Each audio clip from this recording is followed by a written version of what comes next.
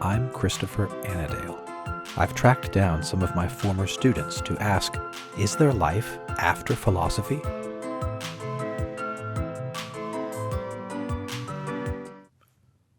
Welcome back to Life After Philosophy. In this episode, we'll take a look back at the 11 episodes of Season 3, with clips from each. Look for Season 4 to broadcast in the summer of 2025. In episode 28, I talked with my former student, Matt Shoemaker. He finished a Master of Arts in Philosophy with me in 2012 and went on to do doctoral study in nuclear war strategy. He's currently a U.S. Naval Reserve intelligence officer and a former congressional candidate. He lost his primary. Towards the end of our conversation, I asked him this question about the deep state. We've been trying to think of a way to ask this next question without sort of inviting you to burn down all of your contacts in your career. But I'll just make an observation that, in this an election year, there's sure to be talk about the deep state and about intelligence agencies with the kind of tentacles out into everybody's electronic communications, scooping up all the data, right? We see and hear everything, and we're watching you. But let me ask it this way. What sort of attitude do you think people, Americans, ought to take towards their government's intelligence agencies? Should they be confident? Should they be worried? I'm trying not to ask anything too specific or to pin you down on any particular. No, you're totally fine. I will say that I really like not being in prison, so I will refrain from telling you any classified information. So sorry for your listeners. I really don't like the idea of going to prison. So anyways, having said that, I will say that I have witnessed flashes of what we could call the deep state. And I had conversations about this on the campaign trail, and the probably most articulate way of phrasing it is that, at least in conservative circles, the sort of general consensus or the main way of talking about it is it's almost as if there's, like, this mustache twirling villain behind the scenes, pulling the strings of all that's going on. And if we just, take care of that, then everything will go back to normal and everything will be fine. That's not true. There is no single or even a small cabal of mustache twirling villains. There's no head that you can cut off and everything will be fine. It's more cultural there than anything. And the reason I say that is because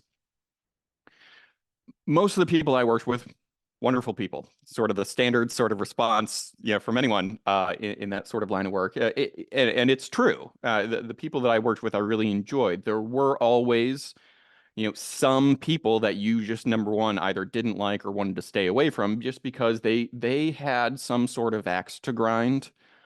And they were smart enough to know how to play the game.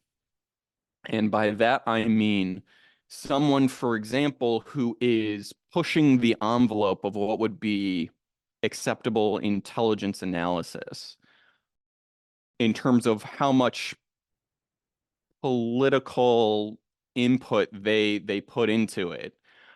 They will push the envelope for that. And if they have a boss who is of their similar philosophical mindset, then the boss will push it through. And so if you get enough of those people in the right places, then they'll push it through, and it won't be as sanitized of personal feelings as it should have been. And so the way that I saw it fixed was when I was stationed over with European Command. I had a wonderful commanding officer who, as soon as he saw a flash of that going on, he said, "Cut the crap.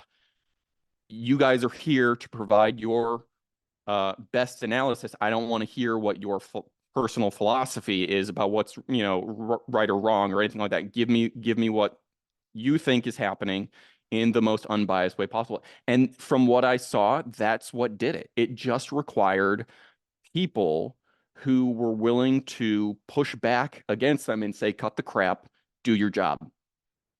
And the sad thing is, you can't legislate that. You can't tell people this is how you're going to get promoted if you do X, Y, or Z. That you can't. There's no way once again, that goes towards an intangible. Like, how do you measure that?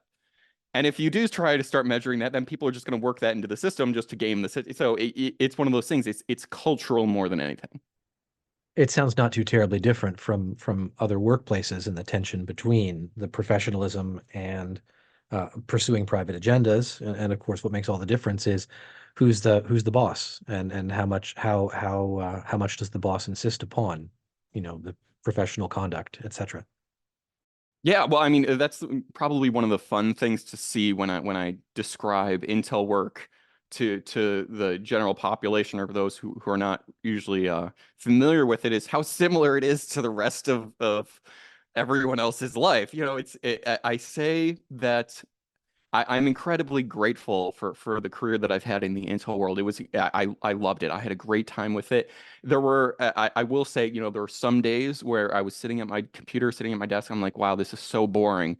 And then there are other days where I'm like, I would read, some really, really saucy stuff, and I'm like, yes, this is exactly why I took this job. This is so cool. So I mean, you get those sorts of days anywhere. I mean, mine just happened to be for really classified stuff where, my country would imprison me if I ever disclosed it. So other than that, it was great. That's a clip from episode 28, The Intelligence Officer. In episode 29, I interviewed someone who wasn't a student of mine, but whom I've admired for quite a while. And this was Rob Cruzy, a science fiction author.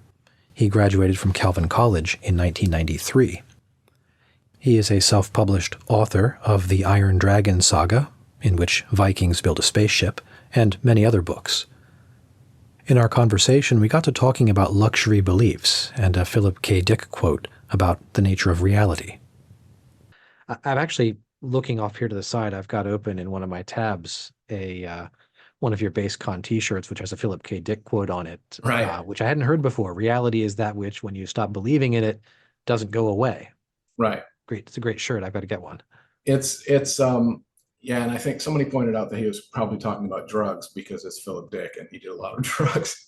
But it applies to reality in general, which is that, yeah, it's like you can have all these kind of crazy ideas about reality, but it's only this stuff, and there's certain aspects of reality that are going to eventually reassert themselves. And yeah, I guess the idea is we've kind of gotten away from the possibility of, I guess one way of putting it is that we have a lot of luxury beliefs, things that we believe we can believe because it doesn't hurt us to believe it, and they may not necessarily be true, but there's no feedback mechanism. We can believe in that socialism is great and that it works.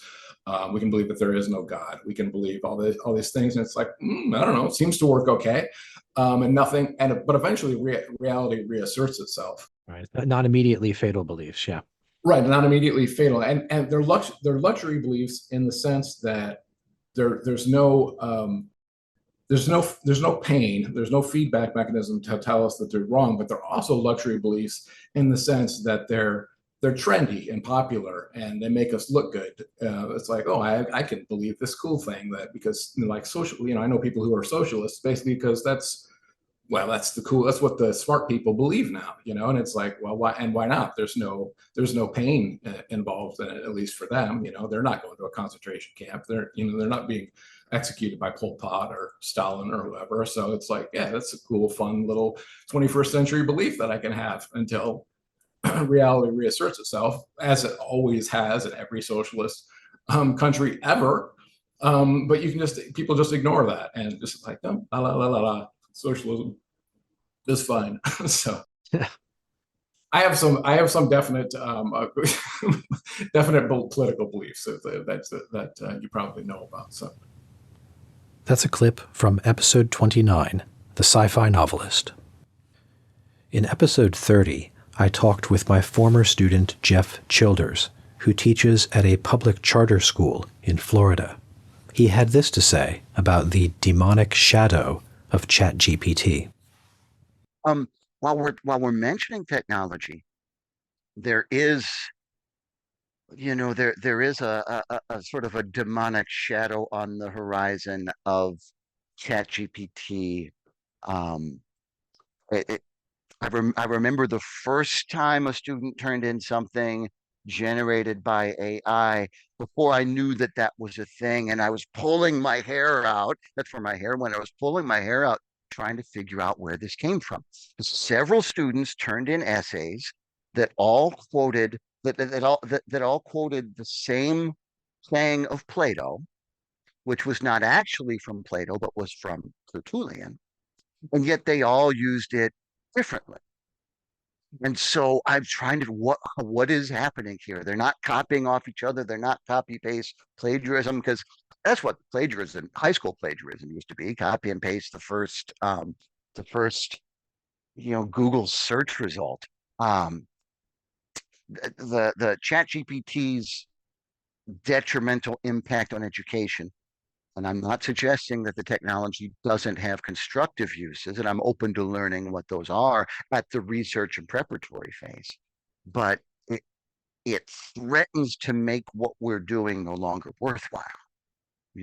It saves them time, but what little time they spend on it is utterly meaningless, and we become a room full of, I don't know. Find myself having to learn what the plural of Sisyphus is thanks to Chat GPT.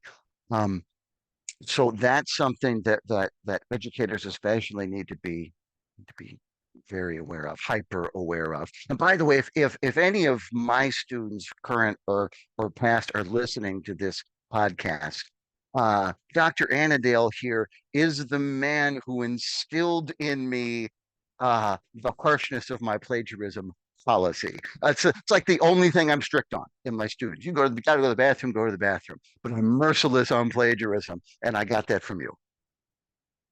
Oh wow! I'm proud of that. Then that's fantastic. What comes to my mind is that I remember in some of my graduate studies learning that this was an account, I think, from his daughter, that Lord Acton used to punish his children most harshly for lying, among all things, whatever they did.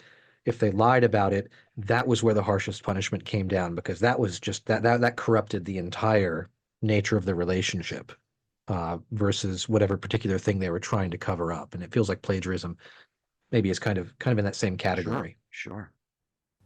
That is a clip from episode 30, The Charter School Teacher. In episode 31, my guest was a Benedictine monk from Conception Abbey, Father Etienne Heward, who shared these insights into virtue and the crisis of masculine identity today. I've heard you speak a couple of times on Father Chad Arnold's podcast about 4 o'clock on the issue of masculine virtue. And I didn't mention it in the intro, but I know that you have a book hopefully coming out sometime soon, co-edited with Dr. Paul Vitz, about masculine identity.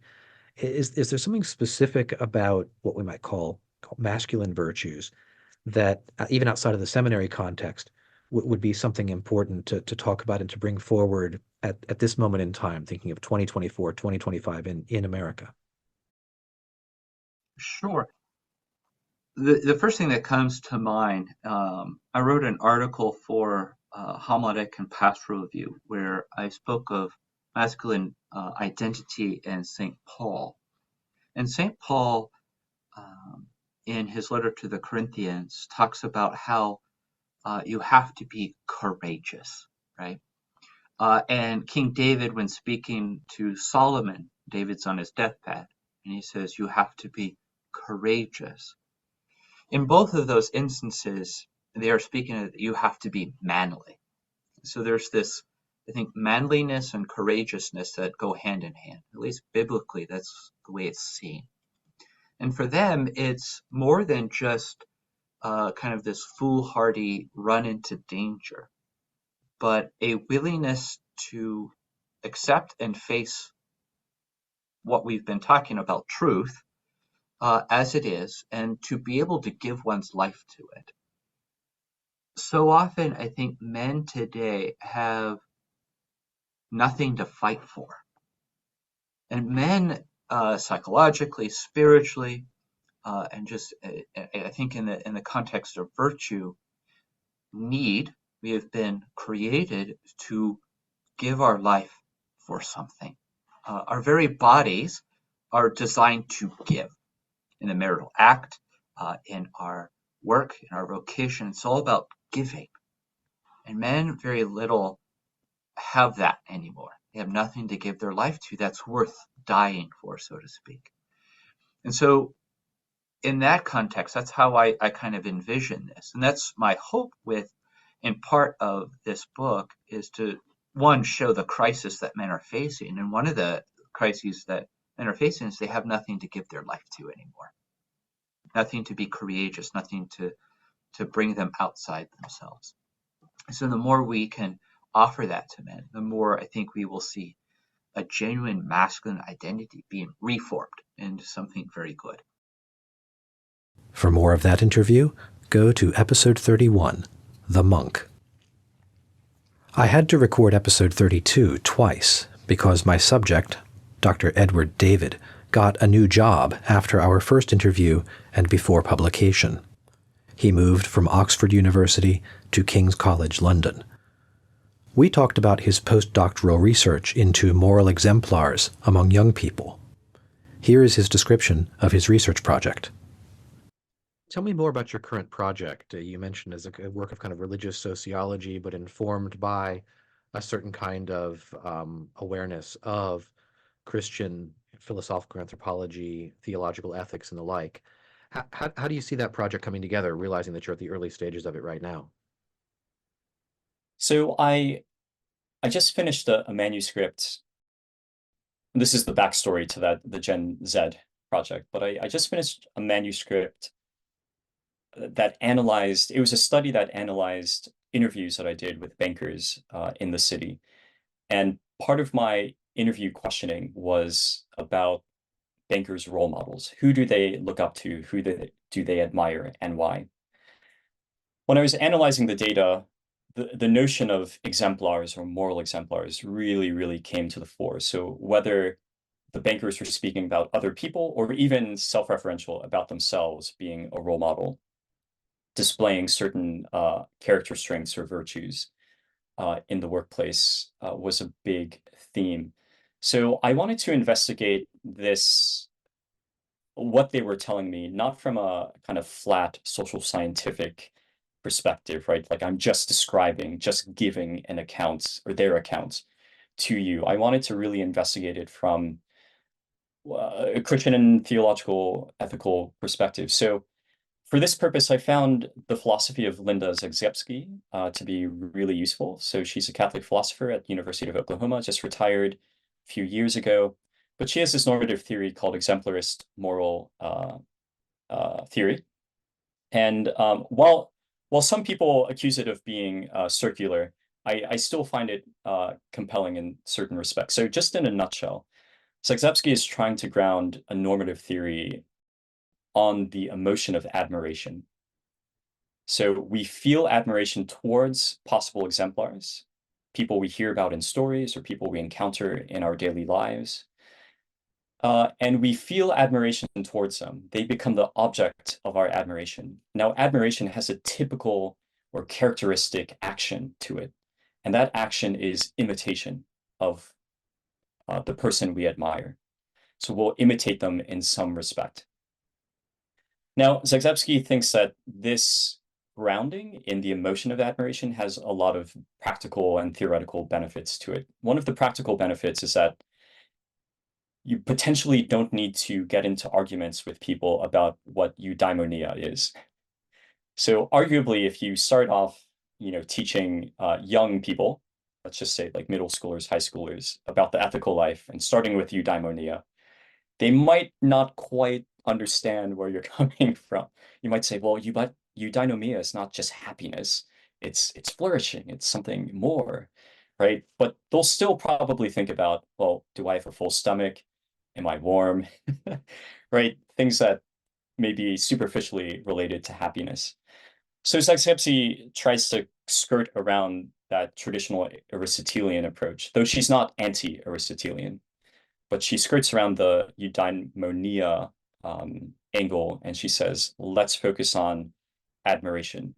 And we all feel admiration, and we can talk about the objects of our admiration and have a conversation with each other to suss out what it means, what different ethical terms mean vis-a-vis the people we admire. So virtue, what does virtue look like if Chris and I look at a priest with admiration? So what sort of virtues do we identify in looking at that priest, right? What does duty look like when we look at that priest, right? So all these virtue or ethical terms, rather, whether it's virtues, duties, rights, obligations, principles, values, can be defined in direct reference to the objects of our admiration. We can have that conversation about moral terms. I interviewed Dr. David in episode 32, The Postdoctoral Fellow. Episode 33 was my interview with Father Dylan Schrader, a priest in Missouri and a Latin scholar. I asked him about the value of Latin for his pastoral ministry. Let me ask you about Latin, if I may, since this is another one of those issues that goes with a certain kind of vocabulary and a certain kind of conceptual framework. You're one of the people I know who's sort of most deeply immersed in the study of the Latin language, and you do some regular instruction with the institute I mentioned at the beginning.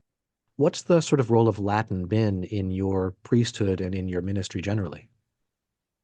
It's been of tremendous benefit. Of all the things I've done in life, choosing to learn Latin, I think, has been one of the most life-changing, one of the most significant, which is not something I would have expected necessarily, but it's something that I use every day. It's unbelievable, really, what kinds of advantages Latin offers to someone who's in the world that I'm in, who's an ecclesiastic, who's a parish priest, things like that. So I'll give some examples. So one example is simply the fact that most of Catholic thought in the West that is preserved for us is preserved in Latin. So Latin is not a magical language. Sometimes people want to treat it as if it descended from on high or something. It's a regular human language. What gives it its, I would say, sacred and significant quality is the fact that in God's providence, it's simply the language that has been used for the majority of church history in the West. So this means that most of what Catholics thought and said up until very, very recently has been preserved for us in Latin. So we have access to all these things that are available. So a classic example would be the COVID-19 pandemic, right? So this was a crisis for so many reasons. People died, people got sick. One of the things the church had to struggle with was, how do we respond to this? What kinds of restrictions do we place or not place? How do we administer sacraments or not administer them? And it's in so many questions. Well, this is not the first time the church has confronted a pandemic.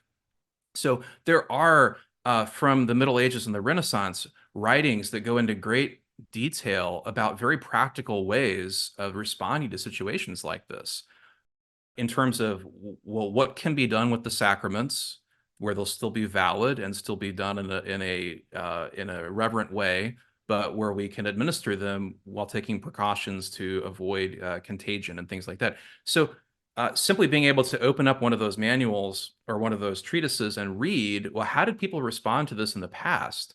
That had immediate, tremendous impact. And it helped me responding in just a parish setting to be able to know, well, what sorts of things might I do or might I not do in administering the sacraments in a time of pandemic. So that was one example.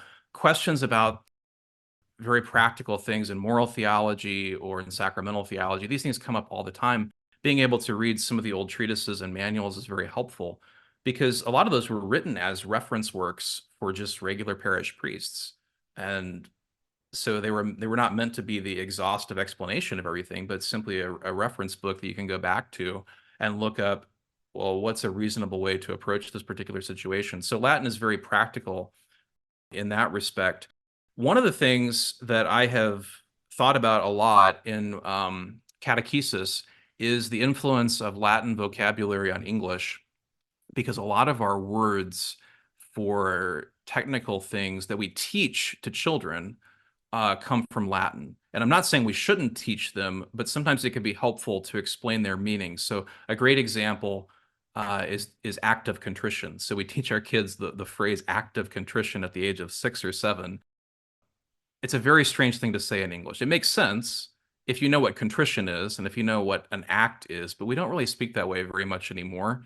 So there are a lot of things like that where it can be helpful to try to put it into a more contemporary English mode of expression. So act of contrition is simply an expression of sorrow. Act just means an expression. Contrition means sorrow. So the kids understand that a little bit better. But it's interesting because the English theological vocabulary is very small compared to the Latin theological vocabulary.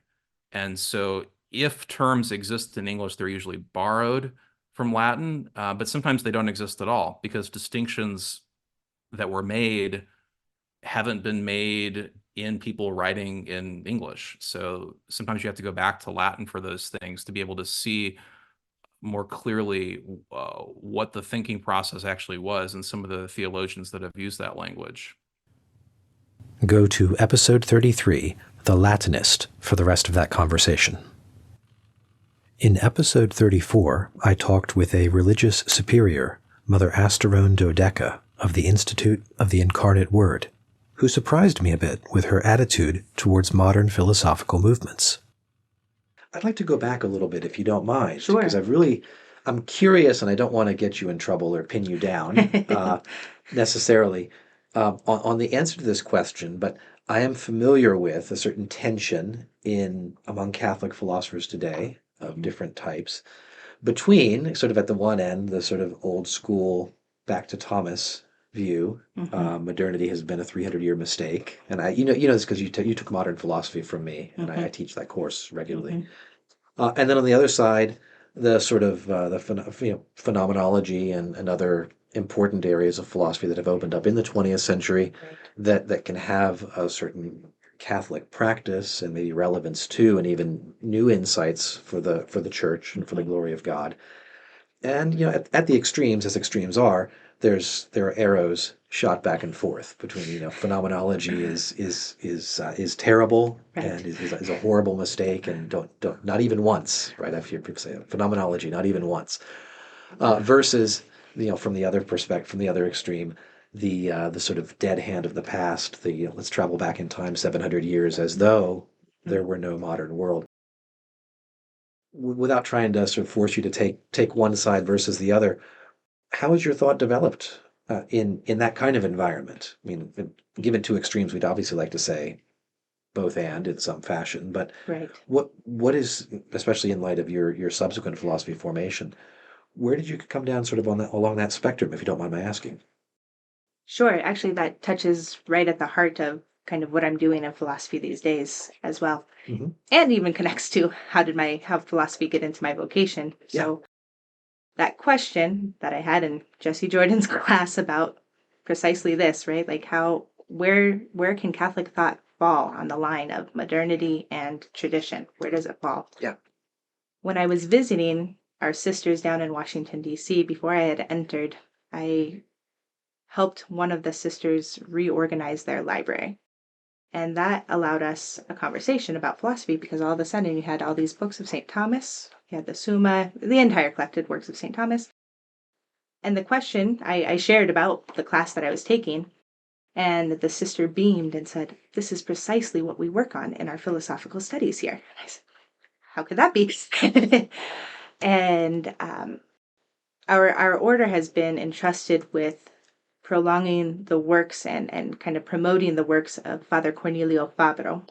He's an Italian philosopher who lived in the 20th century, died in 2004. I can speak a little bit more about him later and his contributions to philosophy and to Catholic philosophical thought. But he answers this question specifically,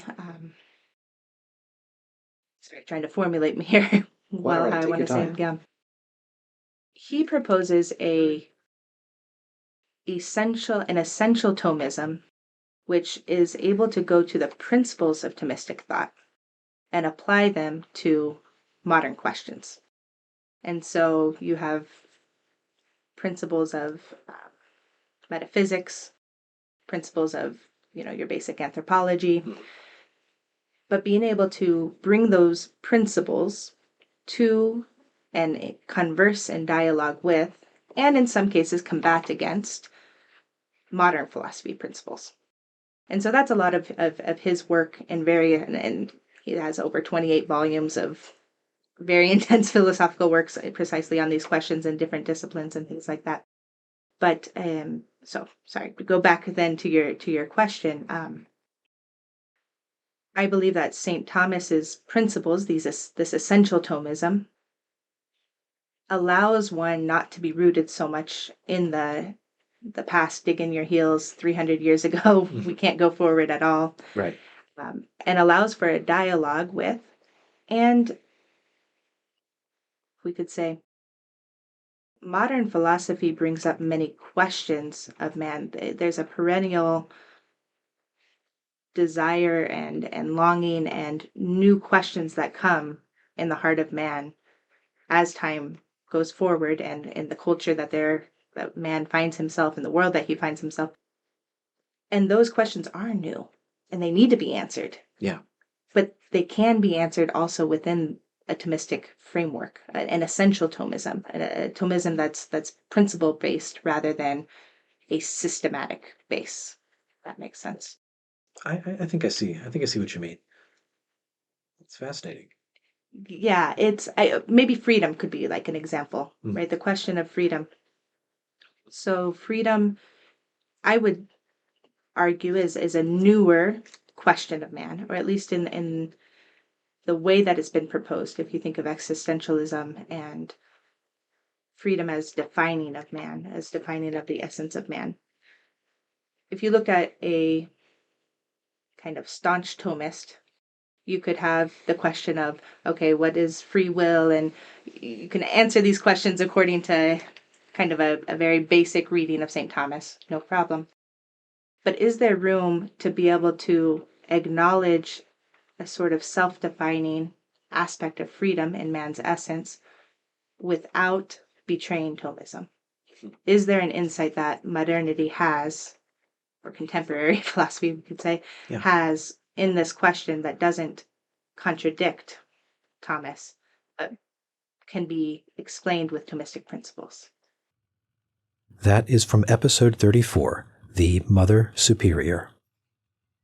Episode 35 featured another stranger to me, someone who was never my student, but who was recommended by a friend of mine.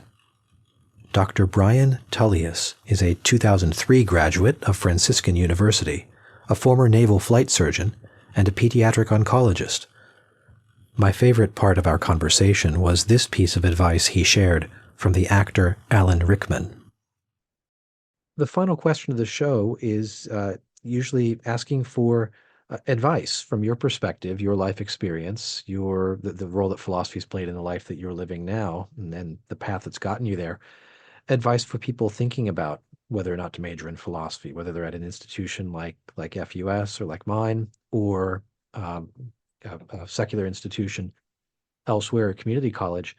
Any thoughts that might apply more generally to people who are where you might have been a long time back? Yeah, first off, is the smell the real youth? I think that philosophy for me is like salt or spice in food. Like it flavors and colors anything you end up choosing to pursue. So clearly I have gone far afield from being a philosophy professor or anything like that, although with a brother in the field, I have great love and admiration for it. But it's colored and flavored literally everything in my life. I actually heard a really great interview with, and I'm going to forget his name. He played Severus Snape in Harry Potter. Genius actor. Oh yeah, it was Alan Rickman. Yeah, Alan Rickman. And Alan Rickman said when he has early actors early on in their career asking them what their advice would be from obviously master actor like him for what they should be doing in their early career. His answer was, stop thinking so much about the acting and just go and feed yourself with art. Go to museums and look at beautiful works of art, read poetry. throw yourself into listening to the news, and just really build up your mind, so that you have things that when a great piece of a script comes your way, you have things in your mind that it can bounce off of. Philosophy has been that for me. It doesn't matter whether it's science, it doesn't matter whether it's talking to a family who's grieving, talking through a family who is in extremis. Philosophy has given me that springboard that I can go back to and bounce off of. And I know how to respond to a family that's in extremis. I know how to examine that scientific question. As I'm designing that research study, I know what the logical parameters of our ends and goals should be, because I'm bouncing it off of that philosophy background. So I'd say Alan Rickman gave the best advice. Although you should definitely fill your mind with art as well, but I would say fill your mind with philosophy. It's some of the greatest works the human mind has accomplished. And then as you approach whatever it is you want to turn your mind to, it really does serve as that springboard to bounce back out towards. You can hear more from Dr. Tullius in episode 35, The Physician. In episode 36, I talked with cancer survivor David McGinley, brother of Stephen McGinley from episode 18, The Farmer, about how his struggle with cancer and remission looks in retrospect. Yeah, I wanted to ask how you feel you've been changed by the whole experience. I mean, I'm sure it is, a life-altering change, and one that causes you to think very deeply about your own mortality, your possible end, the fate of your children you mentioned. Oh, what does that look like now, 13 months on and into, as I understand, remission? How are you a different David at this point?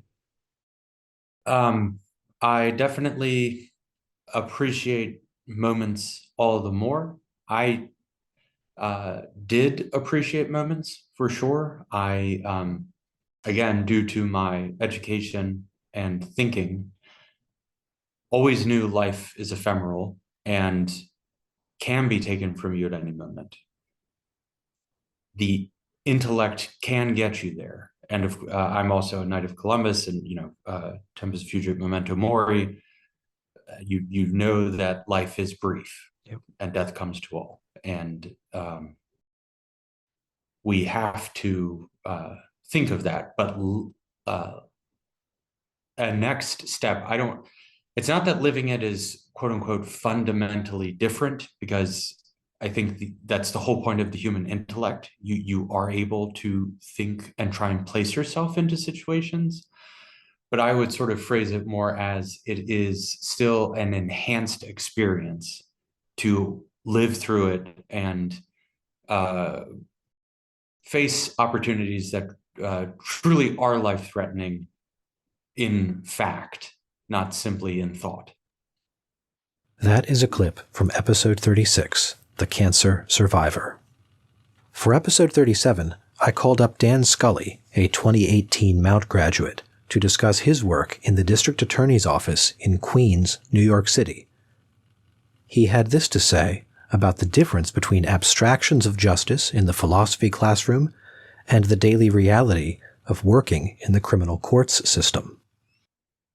Has it been kind of a come down to go from the sort of philosophical ideas of justice, thinking of sort of, Plato's ideals and forms, down into the sort of gritty day-to-day, high dismissal rate work of actually trying to bring justice to individuals and communities where you're at? It's funny. I was in court last night until about like 2 a.m, and I was thinking about how like theory and practice intertwine so much, and we're sitting there in court, and all the while I'm just observing as this one rather high level case is going by. There's a parole officer there speaking on the record, and then another assistant district attorney is there, and they're both arguing theory, basically what this case is about. And when all the while we're talking in theory about what law is and what is right, what is according to the law, and even what may not be according to law, but what we do believe is commonsensical, which is one thing that they teach you in law school, is that, you know, the point of courts, and courts are ought to be meant to be commonsensical. And all the while you have the facts before you of a particular case and the defendant there. So you have two people speaking both in theory and in practice. And, you know, in one side too, or really in all sides, everyone's talking about the complaining witness or the complaining victim who's just not present in their wants and their needs, and the defendant is there before the court. And the you know, there's a great intertwining between theory and practice there, and it really sometimes comes with great contention, sometimes comes with great ease. Sometimes you have, for instance, you know, this complaining victim who does not want to move forward in, say, a domestic violence case, but you know, given the circumstances, that according to law and according to what you know is right or wrong, that the defendant is, you know, guilty of these charges, and that, you know, justice definitely requires some sort of consequence for the defendant. But unfortunately, it's just not practical, and sometimes you are left feeling unfulfilled in the sense that, oh well, that's a shame, as well as the theory and the law may have worked. Because of some sort of practical obstacle, we're not able to reach justice in this particular instance. For the rest of our conversation, check out episode 37, The Prosecutor. Episode 38 was the last episode of Season 3.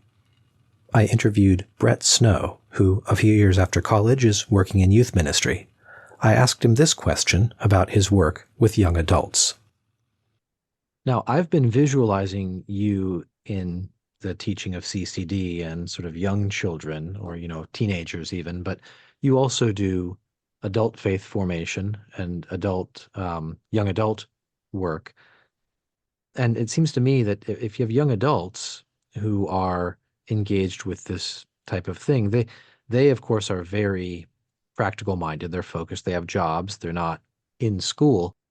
Where do you see that kind of the kind of work that you do, including the philosophical elements in it, touching their lives as they are living, maybe many of them sort of very, very worldly, successful, and ambitious life plans? Where does the philosophy and the theology that you're working for fit in to their work-life balance? Do you see what I'm asking? Yeah, absolutely. I think working professionals, especially at my age, early 20s, bleeding into 30s, wherever you are in your career, whether you're starting out or whether you're set in what you're doing, I think that desire for truth and higher truth is always going to be there, especially for Catholics.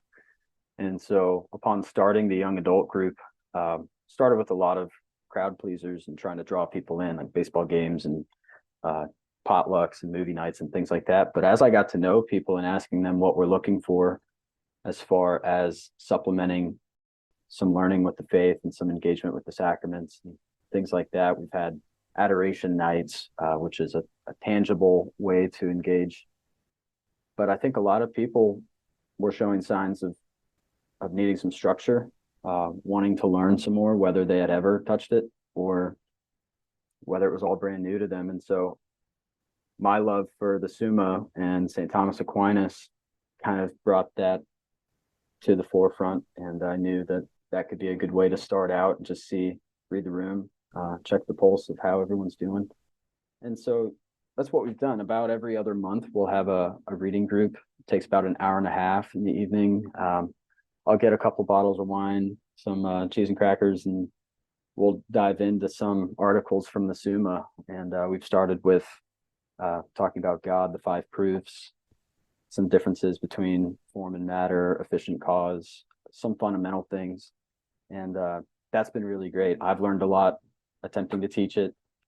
My whiteboard's a big help. I'll try to write out as much as I can before people start showing up so that I don't lose my train of thought. But that's been just super awesome, and I've been really happy to see the response to that. I think at most we've had something like 25 people show up. That's great. So that's tangible proof right there that people are hungry for it, and I'm happy to do what I can to try to get that going. And so I think moving forward with that, we're going to start diving into each of the virtues that Aquinas brings up, starting with faith, hope, and charity, of course, and we'll see how that goes. But I'm really excited for that. That's been one of the most fruitful parts of the job for me. Maybe surprising to some people that it's had such an enthusiastic response. Aquinas isn't the kind of thing you have to really try hard to hook people on. People will sort of show up for it, expecting something that they know will be valuable.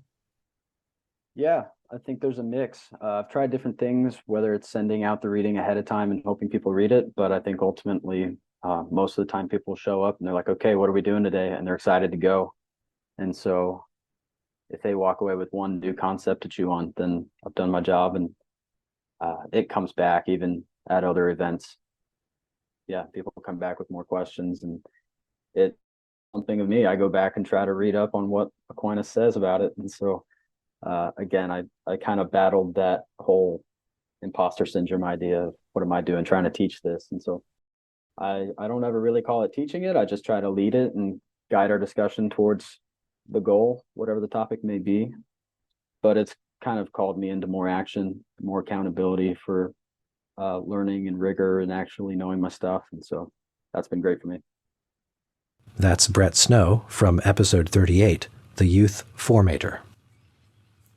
And those are the 11 episodes of Season 3 of Life After Philosophy. Watch for Season 4 to premiere in early summer of 2025. Thanks for listening.